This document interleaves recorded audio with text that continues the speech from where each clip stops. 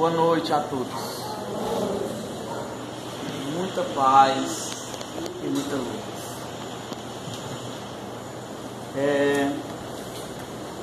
Nós vamos iniciar as nossas palavras falando de Jesus. Jesus, dizem os espíritos superiores e rezam as tradições espirituais, que Deus confia aos espíritos de escola, os espíritos iluminados, a tutela, a responsabilidade dos planetas. Jesus é o governador do nosso planeta Terra. Dizem ainda os amigos espirituais que foi Jesus, juntamente com os espíritos da sua equipe, que criaram o planeta, nosso planeta Terra. E que a população dos espíritos vinculados ao planeta Terra é de aproximadamente o triplo da população encarnada, população dos espíritos desencarnados. Então nós temos aí aproximadamente 22 bilhões de espíritos vinculados à Terra sob a tutela de Jesus. O espírito Joana de Ângeles, fazendo a apresentação da coleção O Evangelho por Emmanuel, ela comenta que Jesus foi a resposta de Deus para os clamores dos sofredores na terra. O nosso planeta, desde há muito,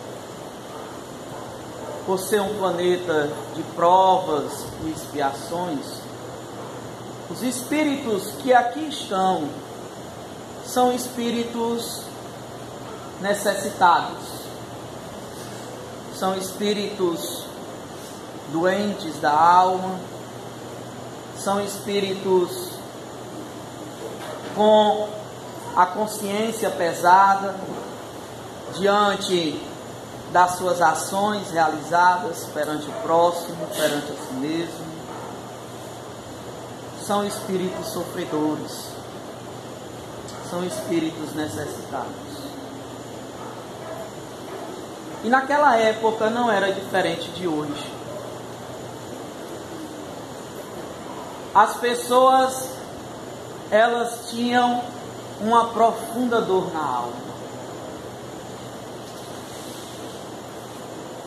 Elas tinham nos seus sentimentos ódio, mágoa, rancor, desejo de vingança, a ideia de infabilidade e de superioridade, que é o orgulho,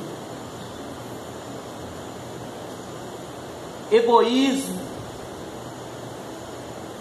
que dizem os espíritos no livro dos espíritos, que é a causa de tudo quanto é ruim na face da terra. E que talvez seria ou será o último vício moral do qual nós conseguiremos nos libertar. Inveja, vaidade, ciúme, desequilíbrios sexuais, psicológicos. Então, aqueles tempos eram semelhantes aos tempos de hoje. que Jesus ele veio trazer um alívio para as pessoas. As palavras de Jesus, elas penetravam e penetram até hoje a alma, trazendo esperança, consolação. Porque Jesus, ele veio apresentar à humanidade um Deus diferente. E de uma forma espetacular, no meu ponto de vista, ele nos apresenta Deus como sendo nosso Pai. Um Pai amoroso, um Pai misericordioso, um Pai que tem cuidado com os filhos. Sentindo o sofrimento, a necessidade, as preocupações de sobrevivência mesmo do dia a dia, Jesus começa a falar: não vos preocupeis, o que comeremos, o que beberemos, como nos vestiremos? Pois os pássaros não fiam nem tecem, e Deus não os abandona, e eles se alimentam. Os lírios do campo, eles nascem, têm uma vida muito breve, e eu vos digo que nem mesmo Salomão, que foi o grande rei de Israel, em toda a sua majestade, se vestiu com tanta glória e esplendor, igual à beleza dos lírios do campo.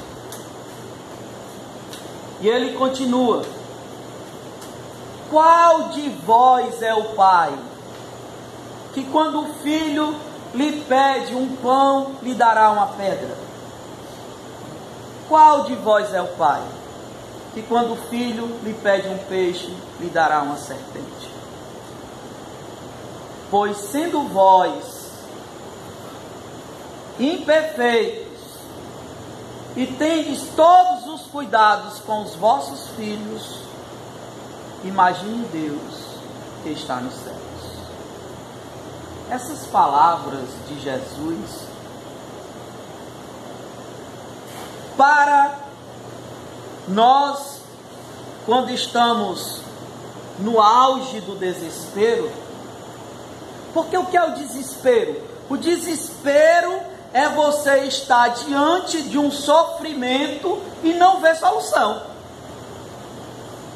O pior, não ver fim, imaginar que é eterno.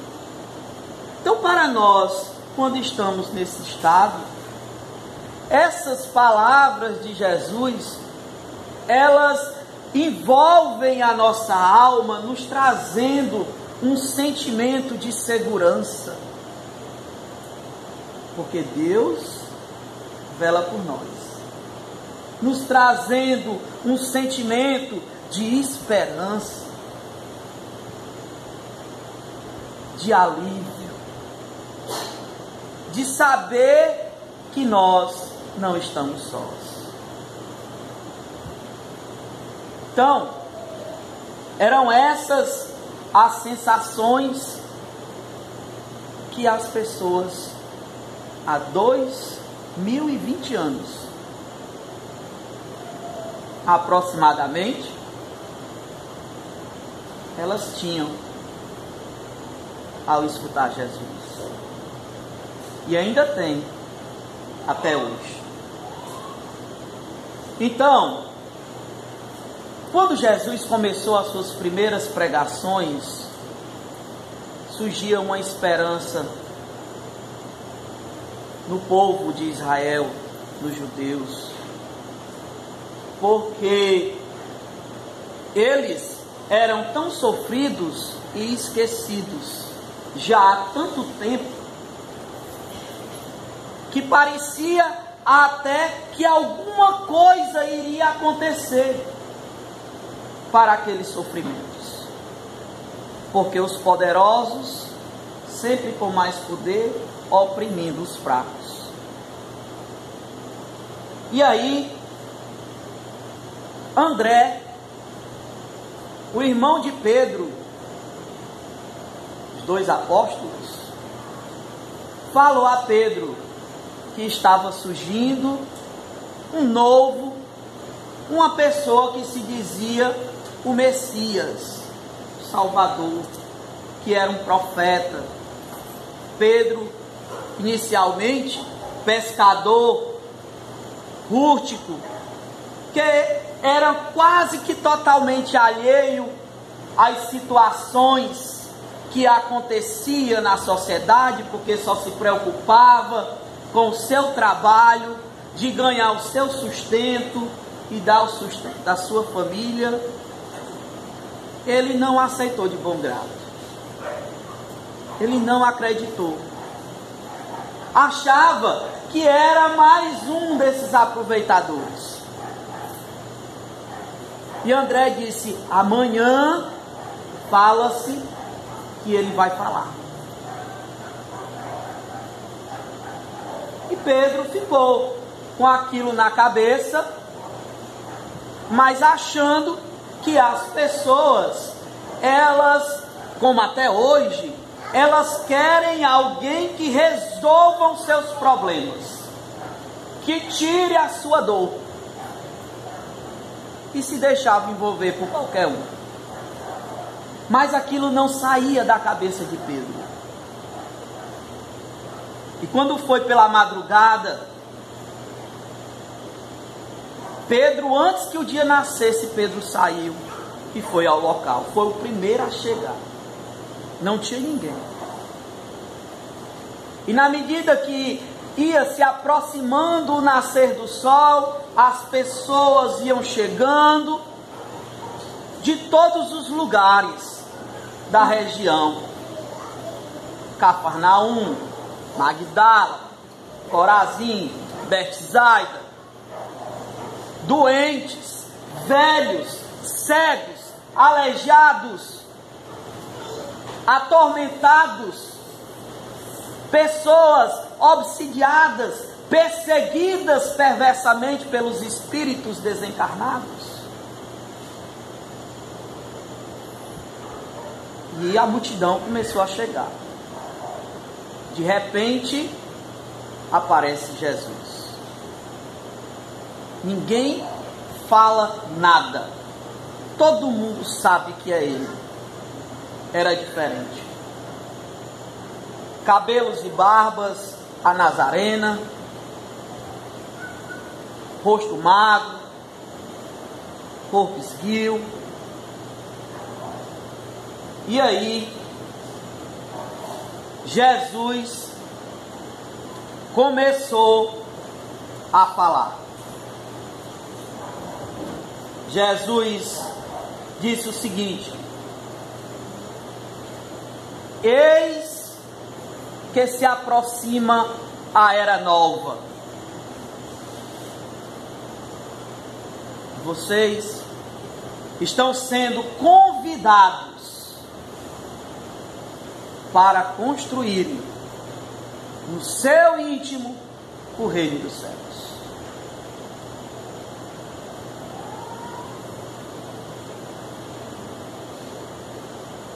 O poder, os gozos materiais são passageiros. E o desejo de gozar e de ser feliz materialmente, ele começa a se acabar quando começa a solver-se. E a consequência são as aflições, as angústias, os tormentos emocionais e psicológicos. E aí uma senhora no meio da multidão interrompe Jesus e diz: Senhor, Senhor, eu tenho aqui a minha filhinha, Senhor, que ela é cega. Cura a minha filhinha, Senhor, que eu acreditarei em Ti e Te seguirei. Não diferente de nós, sempre colocando condições. E a mulher estava de trás de Pedro, ou seja, atrás. E aí Pedro se vira, como a mulher não tinha condições para levar a criança, Pedro bota a criança no braço e vai para a frente da fila, com a criança no braço. Jesus se aproxima, olha no fundo dos olhos de Pedro, impõe a mão e diz: filha, vem, eu te ordeno. E a menina começa a enxergar. A menina fica tão feliz que ela começa a gritar: estou vendo, estou enxergando. Graças a Deus estou vendo. E Pedro, ele fica tão envolvido com as energias de Jesus que ele fica atordoado.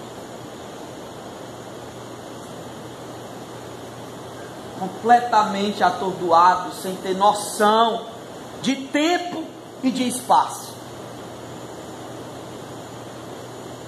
Todo mundo sai e Pedro lá, atordoado. Quando ele desperta, já está de noite, sozinho no local e refletindo naquelas palavras. Porque quando Jesus, antes de impor a mão às crianças, Jesus olha para ele e mentalmente diz a ele, e ele escuta: eu te conheço de outros tempos. E ele ficou refletindo: de onde eu conheço esse homem? Quando foi que eu vi esse homem? E continuou a vida. Mas daquele dia em diante, aquele Simão Pedro era um Simão Pedro diferente. Era um Pedro transformado. Era um Pedro desejoso de renovar-se. E aí ele estava cuidando dos seus trabalhos de pescaria, ajeitando, preparando as redes com o seu irmão André. Então de repente aparece Jesus e diz: vem, segue-me, e eu vos farei pescadores de almas. Eles deixaram tudo e passaram a segui-lo.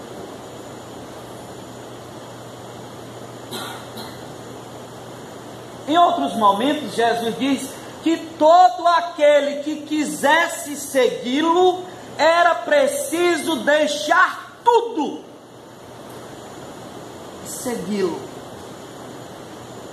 e não olhar para trás. Ainda era exigente, porque quem olhasse para trás, ou seja, para a vida que deixou, não era merecedor do seu reino.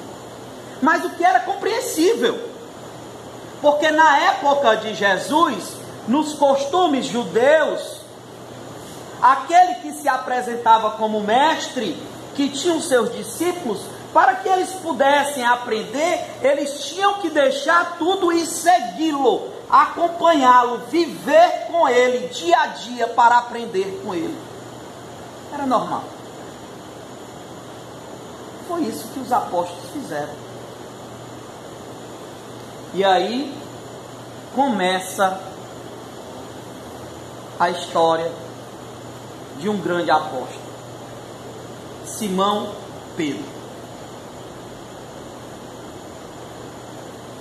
Simão Pedro, acompanhando Jesus, ouviu Jesus falar muitas vezes do perdão. O Sermão do Monte, que dizendo o Mahatma Gandhi que se destruísse e perdesse todos os livros do mundo e salvasse apenas o Sermão da Montanha, não seria perdido nada. Bem-aventurados sois vós que sofreis e que estáis sobrecarregados. Bem-aventurados os brandos e os pacíficos. Bem-aventurados sois vós os aflitos. E começou a discorrer. Mas o que acontece é que os judeus, eles viam em Jesus uma ameaça. Eles viam em Jesus uma ameaça para os costumes do farisaísmo, para as leis de Moisés. E começaram a persegui-lo. Começaram a falar coisas que realmente Jesus não fazia. E Jesus, sempre aproveitando as oportunidades para dar um ensinamento, e saía com serenidade. Os apóstolos não entendiam o comportamento de Jesus. Jesus não reagia às calúnias, às injúrias. Era preciso que ele reagisse para falar do reino dos céus. E as pessoas perseguindo, no caso a André e a Pedro, dizia que Jesus era feiticeiro, que Jesus era enviado de Satanás. E eles chegavam a discutir com as pessoas para defender o mestre. Faziam hora com a cara deles, dizia que Jesus era um impostor. Mas como Pedro já havia ouvido Jesus falar do perdão, aí Pedro, depois do sermão da montanha, ainda envolvido naquelas energias de amor, na sua casa, porque Jesus hospedava-se na casa de Pedro. Então, Pedro perguntou a Jesus: Senhor, sei que tu falas do perdão, mas quantas vezes eu devo perdoar o meu próximo? Será 7 vezes?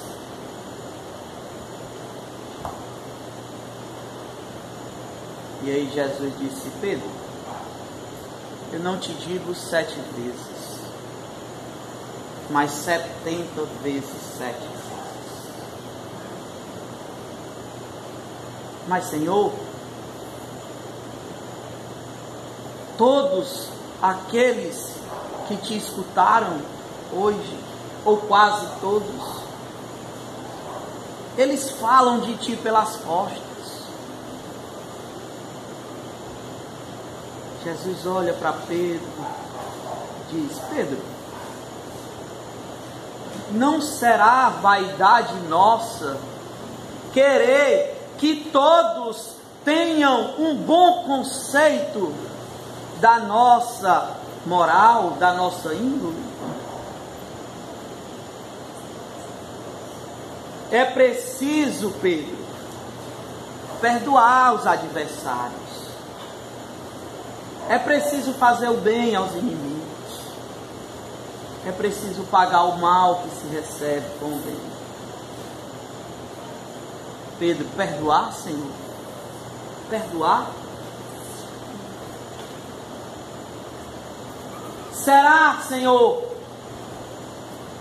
que seria importante eu esperar que o meu agressor se arrependesse para que eu possa perdoá-lo?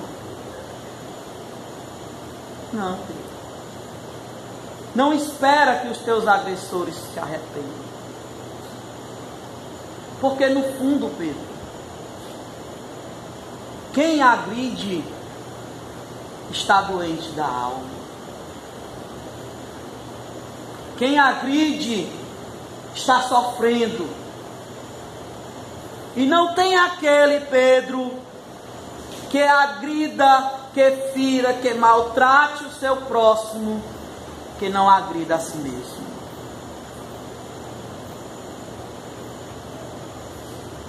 E Pedro, Senhor, mas quantas vezes pecará meu irmão contra mim? Eu hei de perdoar, Senhor? 7 vezes? Pega de novo. Pedro, 70 vezes 7 vezes. Infinitamente. E aí, o Espírito Emmanuel, através da mediunidade do Chico Xavier, vem nos deixar grandes ensinamentos sobre o perdão 70 vezes 7 vezes. O Espírito Emmanuel dá uma mensagem intitulada O Ofendido. E ele começa a mensagem dizendo que o ofendido, ele tem muitas vantagens. Porque quem fere, com o tempo, desenvolverá sentimento de culpa.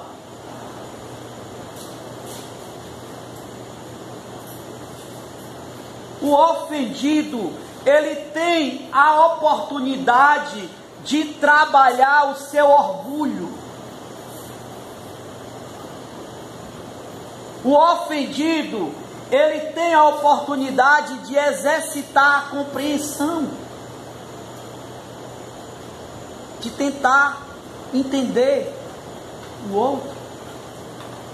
O ofendido, ele tem a oportunidade de praticar a indulgência, de olhar para o outro, ver que ele tem fraquezas e tem defeitos, e olhar para si mesmo e perceber que é imperfeito, que também tem defeitos e que também tem fraquezas, e que talvez não faça o que a outra pessoa está fazendo, mas que faz coisas semelhantes ou piores. Nós, quando somos ofendidos, nós temos a oportunidade de desenvolver a compaixão, porque quem ofende é um sofredor, está agonizando. Nós, quando somos ofendidos, temos a oportunidade de nos educarmos espiritualmente.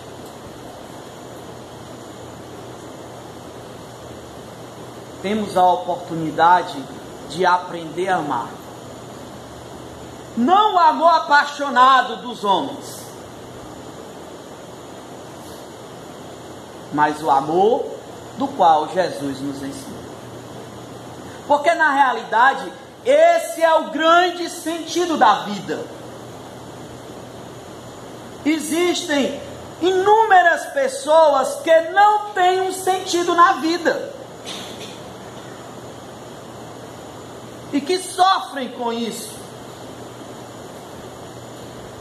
E os espíritos superiores, no livro dos Espíritos, vai dizer o Allan Kardec na questão 132. O Kardec pergunta: qual é o objetivo da reencarnação? E os espíritos respondem: evoluir, corrigir seus erros, expiar, aprender a amar. E aí eles nos dão o real sentido da vida. É aprender a amar.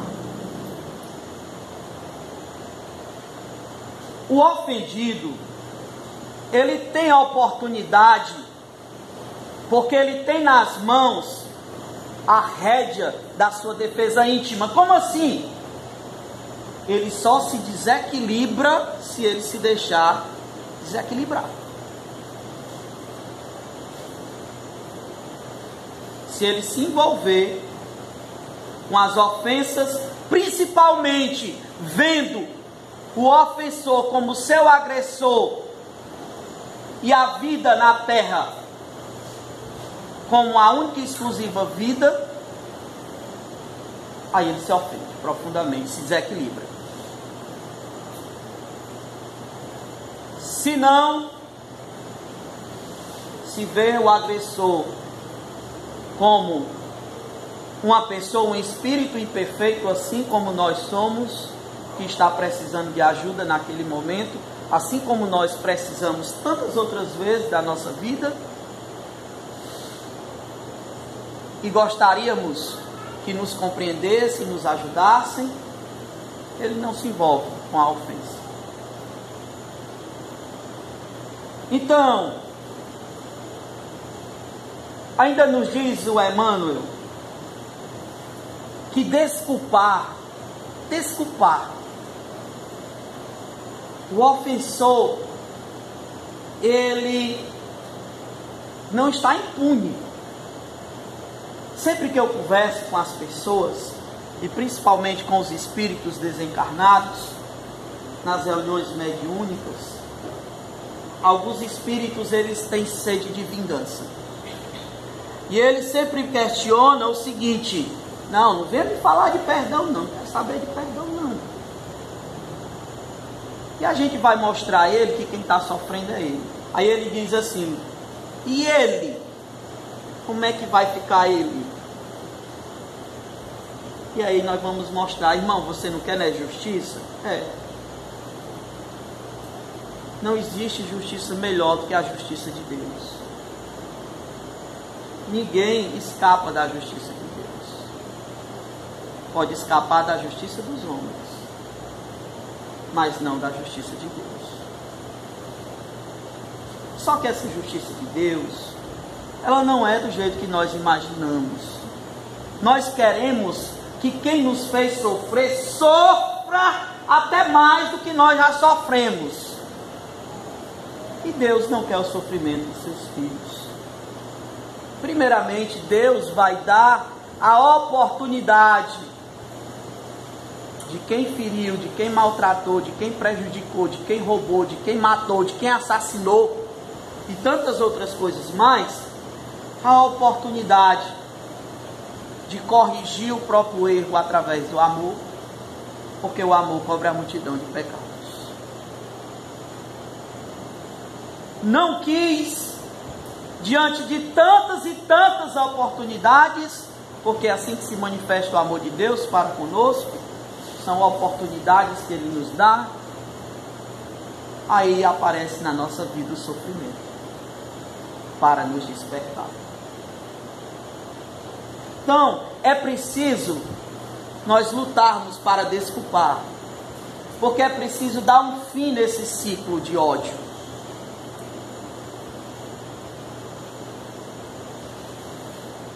Por que o ciclo de ódio?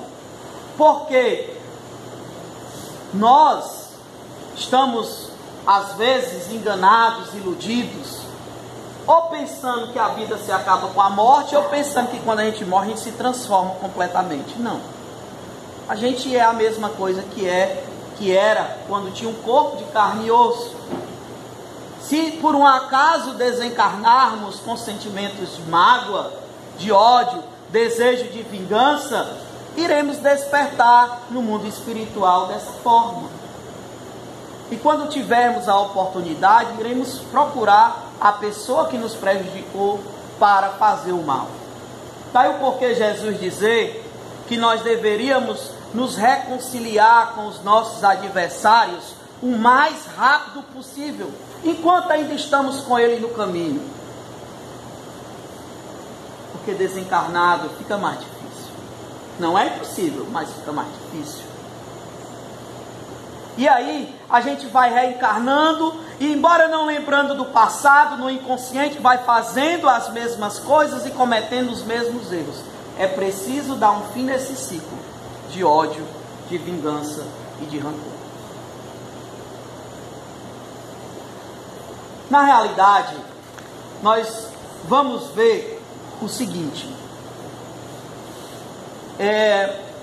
Jesus, quando estava prestes a ser preso para ser crucificado, na última ceia, Jesus lava os pés dos apóstolos. Lava, enxuga e beija. E aí fica um grande exemplo de humildade. Quem quiser ser o maior, que seja o menor de todos. Mas quando Jesus vai lavar os pés de Pedro, inicialmente Pedro não aceita. Não sou digno de que laveis meus pés. Pedro, é preciso que se cumpra a lei de Deus. Chegará a hora, a minha hora, que eu serei entregue, preso e crucificado. E eu entendo que vocês, os meus apóstolos, irão me deixar, porque vocês ainda não estão preparados. Pedro, Senhor, eu nunca te deixarei. Se preciso for, Senhor, eu morrerei por ti. Pedro, tu irás aprender com as dificuldades da vida que o orgulho nos faz sofrer e que muitas vezes as situações da vida chegam para nós de forma que nós não temos muita escolha, a não ser aceitar a vontade de Deus. Estás duvidando de mim, Senhor? Pedro, ainda hoje, antes que o galo cante, tu me negarás 3 vezes. Isso jamais acontecerá, Senhor. E assim foi. E aí Jesus vai orar com os apóstolos, Pedro, João e Tiago, no monte. Quando termina a sua oração, que desce do monte, vem Judas, beija-lhe a face e os soldados o prendem. Todos os apóstolos fogem, inclusive Pedro, junto com João. Mas Pedro, ele tinha na cabeça o seguinte: não, eu vou ficar de longe, esperando uma oportunidade para poder ajudar o Senhor. Mas a oportunidade não chegou do jeito que ele imaginava. Quando Jesus estava para ser julgado, no meio lá, e aí apareceu uma pessoa no meio da multidão e disse: tu não é aquele seguidor do Cristo? Não, eu não. Nunca ouvi. Ah, tá certo. E aí todo mundo começou a interrogar Jesus. De repente, uma empregada do Sinédrio disse: eu não te vi pregando com Cristo? Não, eu não, você está enganado. E começaram, conversando, interrogando Jesus. Lá no meio de novo, um dos soldados que estava lá na hora da prisão disse: não foste tu que puxou a espada contra nós, os soldados? Estás enganado. Eu nunca vi esse homem. Quando ele fechou a boca, por incrível que pareça, vários galos, diz o Espírito Humberto de Campos no livro Boa Nova, começaram a cantar. E Pedro, caindo em si, se enche de amargura e de angústia. se retira. Jesus é crucificado, né? Aparece a Maria Madalena, depois aparece aos apóstolos, e passou 40 dias, depois de desencarnado, aparecendo de vez em quando aos apóstolos e ajudando aos apóstolos. Todos ficaram com muito medo de ser presos, viviam escondidos e trancados, e Pedro tentou levar a vida dentro de uma aparente normalidade, mas com um profundo sentimento de culpa. Pedro já não falava mais de Jesus, e toda vida que as pessoas perguntavam, tu negou? Ele dizia entristecido que sim. E um dia estavam pescando no mar, e aí ele escuta, aparece um homem e diz assim, na beira da praia, jogue a rede do lado direito. E eles jogam a rede, e quando vem, a rede se enche de peixe. Quando Pedro olha, Pedro reconhece Jesus, todos reconhecem Jesus. E aí eles vão, pegam o peixe e vão para a praia. Pedro não espera, pula na água e vai nadando para chegar primeiro. Quando chega lá, Jesus estava com a fogueira acesa, assando o peixe. E aí começam a conversar, e no meio da conversa, Jesus diz assim, Pedro, tu me amas? Amo, Senhor. Apacenta as minhas ovelhas. Continua conversando. Conversa vai, conversa vem. Jesus no meio da conversa, Pedro, tu me amas? Eu já te disse, Senhor, que eu te amo. Continuaram conversando. Jesus, apacenta as minhas ovelhas. Lá no finalzinho da conversa, Pedro, filho de Bar-Jonas, porque, veja bem, quando uma pessoa diz o nome completo da outra, né, o negócio já não está tão bem.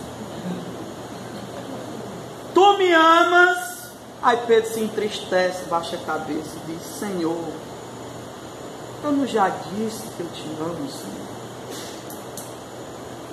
Se possível, por ti eu dou a minha vida. Cuida das minhas ovelhas. Aquele momento, aquele Pedro que vivia atormentado com o sentimento de culpa, se escondendo de falar das palavras de Jesus, renova-se. Porque o sentimento de culpa, diz o Espírito Joana de Anjos na sua série psicológica, que ele paralisa o ser. Ele impede o espírito de continuar evoluindo, porque ele acha que sofrendo vai pagar o mal que fez. Mas Jesus, ele volta para resgatar Pedro, para que Pedro pudesse se perdoar a si mesmo, aquele momento de fraqueza por ter negado Jesus, e para dar continuidade à propagação da Boa Nova. Porque seria o apóstolo Paulo e Pedro os dois grandes responsáveis pela mensagem da Boa Nova. E assim fizeram. Eles constroem uma casa que deram o nome de Casa do Caminho, e começaram a cuidar e amparar todos os sofredores, leprosos, cegos, aleijados, e Pedro era quem orquestrava todo o trabalho.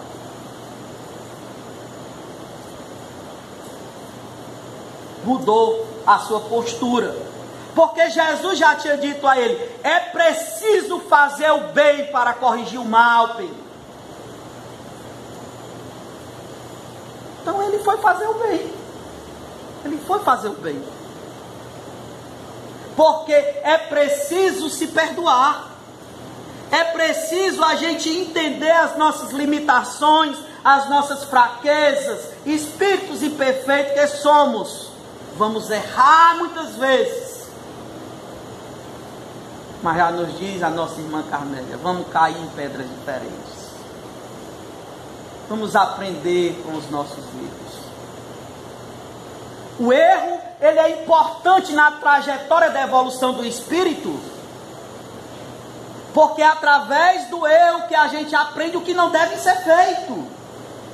E Deus, na sua sabedoria imensa, nos aproveita diante das nossas quedas, para que nós possamos falar e usar a nossa experiência de sofrimento e de queda para resgatar os que estão caídos e que estão sofrendo, para que a gente possa erguer e falar-lhes que eles não estão abandonados. Olha a sabedoria de Deus. Mas o que acontece? O que acontece é que Pedro continua levando a sua mensagem. Os apóstolos todos, eles começam a ser perseguidos, começam a ser martirizados, começam a ser sacrificados, começam a serem mortos. E Pedro, quando já estava com 82 anos, cabelos brancos, bem velhinho, já tinha sido preso várias vezes por falar do amor de Jesus, que ia contra as leis de Moisés. Vêm os soldados e o prendem. Todos começam a chorar. As crianças choram, os idosos choram, as mulheres ficam sofrendo, porque Pedro era a figura do amor, da compaixão, da misericórdia. Isso nós vamos encontrar no livro Antologias Mediúnicas do Natal, psicografado pelo Chico Xavier, por diversos espíritos, mas essa mensagem quem dá é o espírito Humberto de Campos. E aí, até os soldados que foram prender Pedro se comoviam, menos um. Aniceto. Ele ofendia brutalmente Pedro. Inseto, bruxo, tu não mereces a confiança que as pessoas te dão. Tu irás morrer, enviado de Satanás. Quando Pedro vai, ele começa a ter uma saudade imensa de Jesus Cristo. E começa a voltar na sua mente aqueles momentos que estava com Jesus. Na cidade de Dalmanuta, quando sentia o cheiro das flores no amanhecer e a voz de Jesus. Na cidade de Corazim, na cidade de Magdala, não era nem cidade, era aldeia, as árvores com a sua beleza, e a multidão e Jesus falando. Ele se envolve tanto com aquelas lembranças e a saudade profunda do Mestre, que ele vai ser crucificado, e quando colocam o prego no seu pulso e nos seus pés, ele não sente. Diz a tradição que Pedro dizia que não merecia morrer igual o Mestre, e pediu para ser crucificado de cabeça para baixo.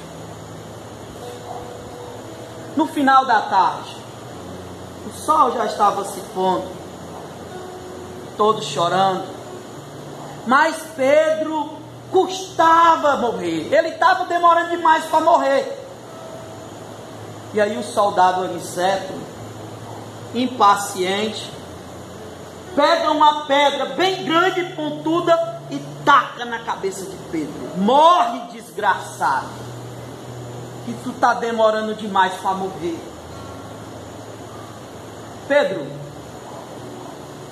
sente o sangue escorrer, começa a sentir um adormecimento, uma vontade de dormir e desencarna.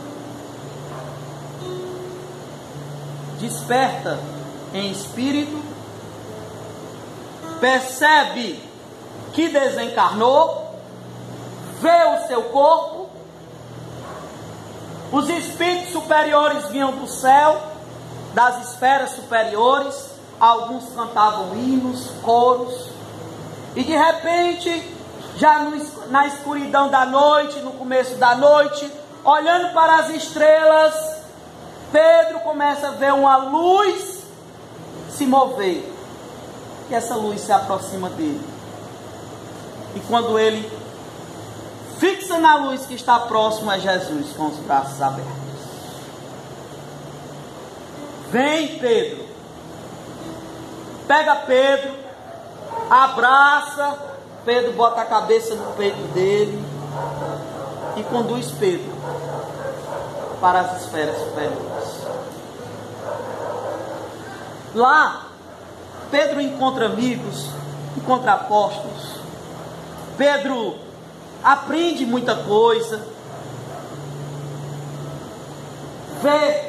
faz muita caridade, e depois de algum tempo, Jesus volta e diz: Pedro, aqui eu preparei para ti, tu fica o quanto tu quiseres, descansa, quanto tu quiser pode ficar, mas eu vou ter que ir. Tu vais, Senhor? Tu vais para onde, Senhor? Pedro, enquanto tiver um gemido na terra, eu não descansarei. Então eu vou contigo, Senhor. Sempre emotivo. Então vamos. E saíram das esferas superiores, vieram para a terra, foram a Roma, viram, atraídos pelos clamores e os pedidos dos cristãos primitivos, que estavam encarcerados, que estavam presos, que iam ser sacrificados. De repente ele vai para um cemitério, na Via Ápia, e aí Pedro se emociona, começa a chorar, porque vê as pessoas sofrendo, e ao mesmo tempo a fé viva diante da dor, do sofrimento, a fé inabalável, porque eles tinham na mente as lembranças das palavras de Jesus, de que Deus jamais dá um fardo mais pesado que o filho pode aguentar. E aí Jesus volta para Pedro e fala no ouvido dele: Pedro, alguém te chama. E ele olha, ele vai, quando ele vê um senhor com uma criança nos braços, quase morrendo, com febre altíssima, que naquele tempo não tinha muitos recursos na medicina, de frente para o seu túmulo, que era o túmulo de Pedro.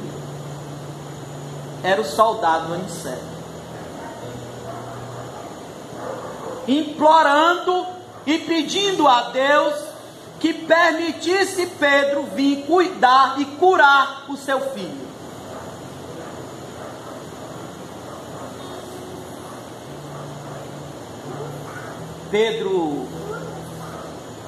Pedro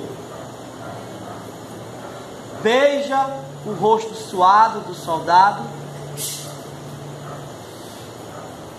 impõe a mão na criança e pede ao pai pela sua saúde. E a criança fica boa. O soldado, que era o pai da criança, ele percebe intuitivamente, mediunicamente, a presença de Pedro e pede a Pedro perdão. pelo que fez. Daquele dia em diante, aquele soldado muda completamente a sua vida. E Pedro continua ao lado de Jesus. Nós queremos relatar 2 pontos muito importantes. Primeiro, Pedro, ele tinha muita dificuldade de perdoar. Ele questionava Jesus várias vezes sobre a questão do perdão. Chegou ao ponto de perguntar a Jesus: Senhor, se matarem a minha mulher, se matarem o meu filho, Pedro, perdoa. Mas Senhor, se me matarem, Pedro, perdoa.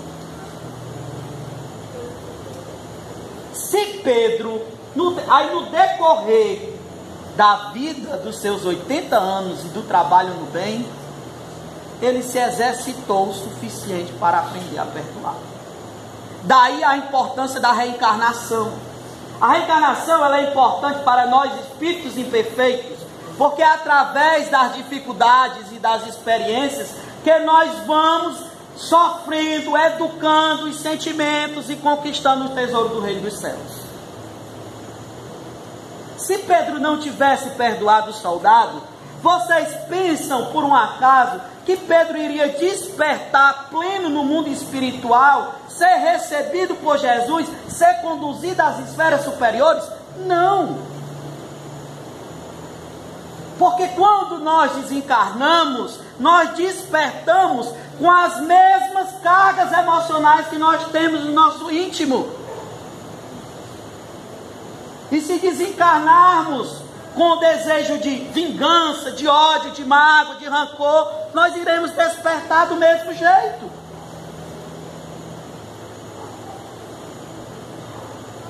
Mas sempre que Pedro era ofendido e perseguido, ele lembrava de Jesus: Pedro, perdoa, é preciso perdoar, Pedro. Enxerga o teu ofensor como necessitado, como sofredor. É preciso que tu aprendas a perdoar para tu ter paz na tua alma, para tu ter equilíbrio. Porque só tem paz quem perdoa, quem consegue perdoar. E Pedro aprendeu a lição, aprendeu tanto, que perdoou o próprio soldado e tacou a pedra na sua cabeça para que ele desencarnasse mais cedo. Então, a nossa reflexão é essa. É difícil perdoar? É, muito difícil. Muito difícil. Mas é preciso nós começarmos a mudar as estruturas íntimas da nossa alma para compreendermos que os nossos ofensores, eles são tão necessitados quanto nós. É preciso a gente começar a refletir e pensar que nem sempre, todas as vezes que nós fomos ofendidos, nós somos completamente inocentes. E que muitas vezes nós temos a nossa parcela de contribuição. E que é preciso, se nós quisermos ter paz, lutarmos com todas as nossas forças para perdoarmos aqueles que nos ofendem. Eu quero terminar dizendo o seguinte: eu estava conversando, fiz o convite a uns amigos, professores, amigo meu, e aí quando eu falei do tema, teve um amigo que disse assim: um dia, eu tive durante muitos anos uma mágoa profunda, e um dia eu estava em Fortaleza, numa repartição pública, esperando ser atendido, e uma senhora que estava do meu lado, ela saiu e deixou um livrinho de oração. Esse livrinho, ele tinha a oração e depois ele tinha um comentário da oração. E eu fiquei só comigo. Talvez seja até o livro de preço do Allan Kardec, ele tem um livro desse jeito, né? Mas não disse nada. E eu li a viagem, eu li esse livro todinho. E numa das passagens que tinha no livro, dizia que quem tem mágoa, desejo de vingança e ódio no coração, tem que querer perdoar e pedir a Deus todos os dias para perdoar. E aquilo ficou tão profundo nos meus sentimentos, que daquele dia em diante, todo dia quando eu ia dormir, eu dizia: Senhor, me ajude a perdoar. E sempre eu dizia isso. E depois de muito tempo, um dia, eu disse com tanta fé no meu coração, pedindo a Deus que me ajudasse a perdoar, que eu não aguentava mais de tanta mágoa, e de repente eu senti uma energia penetrando na minha cabeça, no meu corpo, me trazendo uma serenidade e uma paz, e a mágoa sumiu de dentro de mim. E eu queria terminar com essa mensagem. Buscais e achareis, disse Jesus. Ajuda que o céu te ajudará. Pedi e dá-se-vos-á. Então, se estamos sofrendo por mágoa, por ódio, por vingança, somos doentes por causa do orgulho, por causa do egoísmo. Mas possamos assim recorrer a Deus, a Jesus, lembrar dos seus ensinamentos e pedir do fundo do nosso coração que nos ajude, que nos dê condições para se libertar de um sentimento que nos maltrata tanto. E assim nós conseguiremos. Então, desejamos a todos muita paz e muita luz.